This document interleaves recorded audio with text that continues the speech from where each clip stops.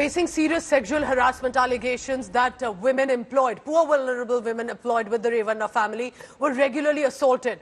Facing those allegations, he managed to get away for a month, but he's finally landed, and immediately Prajwal Revanna was taken into custody by the Karnataka cops. Early this morning, he was taken into SIT custody right when he landed at the airport. He has, however, in his defense, filed an anticipatory bail plea. His father, who was also taken into custody on a kidnapping charge, has been out on bail. His uncle, former Chief Minister of Karnataka, H.D. Kumaraswamy, meanwhile, has distanced himself. He's clearly said, I have nothing to do with this entire controversy, and has left Bengaluru with the family. This, remember, has put the whole Revanna family, or the Devegowda family, so to say, in the dock when it comes to the embarrassing, horrific, disturbing allegations of literally a pattern of sexual, physical harassment of the domestic staff. The most wanted man in the country at the moment, Prajwal Revanna's convoy has arrived at the CID office in Bengaluru. That's the convoy, one convoy after the other that has just started to come inside the CID office. As you can see, the two women police officers heading the CID team, Suman and Seema Ladkar. Well, that's Prajwal, that's Prajwal Revanna over there. He was escorted by the top cops of the Karnataka, the SIT team headed by Seema Ladkar and Suman. They've picked up Prajwal Revanna from the airport, and they got here in just about 25 to 30 minutes with topmost security. In fact, right when they were coming from the airport to the CID office, we were being told that there was a lot of media glare, and somehow the police managed to sort of dodge all the media cars, and they reached the CID office with Prajwal Revanna, who was wearing that grey sweatshirt. He will be staying at the CID office here overnight, and only tomorrow will we know what's going to be the next course of action. Will Prajwal Revanna be interrogated throughout the night, or will he be allowed to rest, and tomorrow morning will the interrogation begin? So all these details are completely left to the discretion of the discretion of the IO, the investigating officer. So by tomorrow, we'll really know what's going to be the fate of Prajwal Revanna, his father Revanna, and his mother Bhavani Revanna. Interestingly, all three of them, the entire Revanna family's bail application is there, is going to be heard in the court tomorrow. As far as Revanna is concerned, the SIT has challenged Revanna's bail in the High Court. So tomorrow is when the fate of the Revanna family will be sealed. With camera person Shivamurthy Gurumat, I'm Megha Keshav reporting for India Today from Bangalore. I want to bring in my colleague Nabila Jamal here. Nabila, because you hail from Karnataka, you've been in the past few weeks also heading back and forth. How has been the mood on the ground? Have there been protests, demand against his arrest? Is this a talking point in the state? Because it may be shocking to the rest of the country, but to Karnataka, he's a fairly well-known, influential family. Pooja, if I could request my PCR to play up the protest visuals so that we can show you the gravity of the protest that happened just yesterday.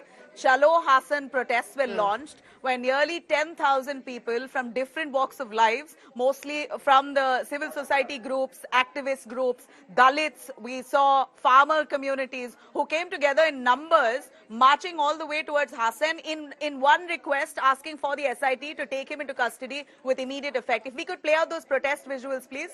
We could sort of show you the gravity of the number of people who were present there. As we know that they demanded, that's what you see on your screens there, thousands of them, Pooja. And one can only imagine the last time we could have seen a protest of this nature in Karnataka.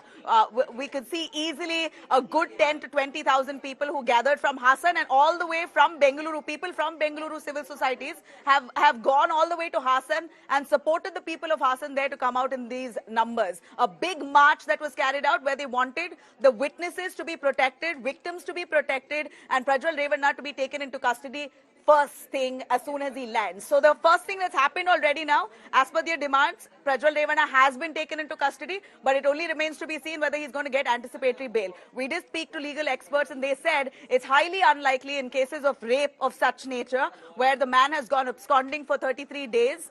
He's basically, multiple notices were sent out to him by the SIT right from the start. 27th of April when he went absconding. A week later, after the rape FIR was filed, he was sent a notice. A week after that, second notice. notice. A week later, the third notice that went to him 3 weeks after he went absconding. And finally, the MEA had to force a lookout notice after multiple back and forth between the state and the central government. So he was really pushed to the corner, and I would really credit our India Today Bengaluru team and our India Today team on the whole for keeping the spotlight on the Prajwal Revanna case, because this is what has really led, the media spotlight has led to Prajwal Revanna finally buckling, and of course for the authorities to take this up as seriously as it should. Because like you rightly said, Pooja, looking at his political influence, it's very easy for him to change dynamics and make the case in his favor and possibly allow for the authorities to let him off in the most lenient sections. The only one argument he has here is that these videos are morphed.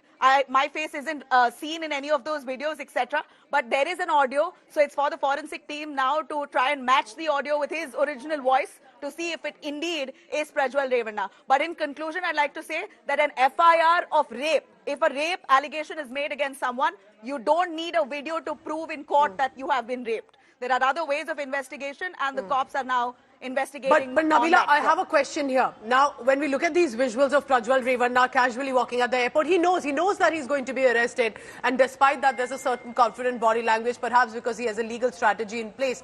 But when we talk of the videos that you're surfacing, that it's not just the allegations. It's not about he said, she said. This is about hundreds of videos that have apparently been in the domain, are being circulated, where women faces have been seen, and it puts the dignity of these women also at stake, possibly because it was being used to blackmail them and threaten them, intimidate them into silence. But I think it is as much about the future of these women at stake as much as it is about how this case proceeds, isn't it? You're so right, Pooja. In fact, in those videos, there are only 3 FIRs that have been filed for now. Correct. But what we know is nearly 300 victims in those 2,000 odd videos that have been circulated. So out of the 300 odd victims, we know of only 3 victims who have had the courage to come and file the complaint.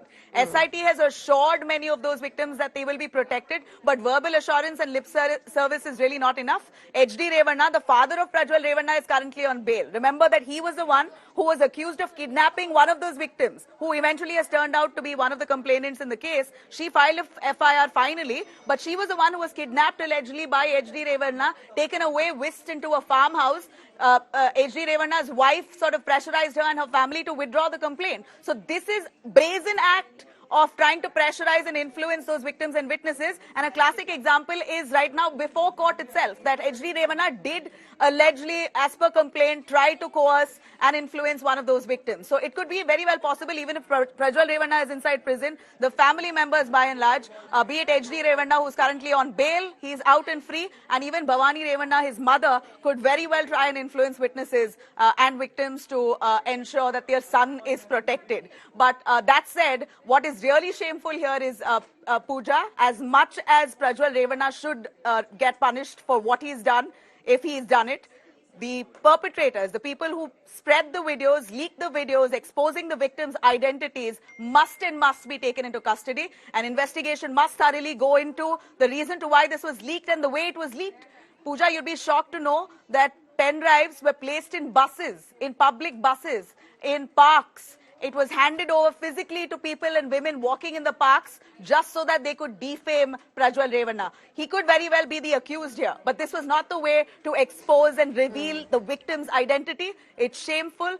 Me as a Kannadiga, I come from the state of Karnataka. I'm really ashamed that people are taking this kind of pleasure out of watching these videos where victims are being coerced and harassed. Imagine what these women who come from most likely poor rural village backgrounds must be going through right now, and many of them are seen pleading to not be harassed, not be assaulted by, as it appears, it's Prajwal Revanna, his face not seen, women currently trying to be in a huddle and save their identity. That's what has happened in this case. So a lot of questions unanswered.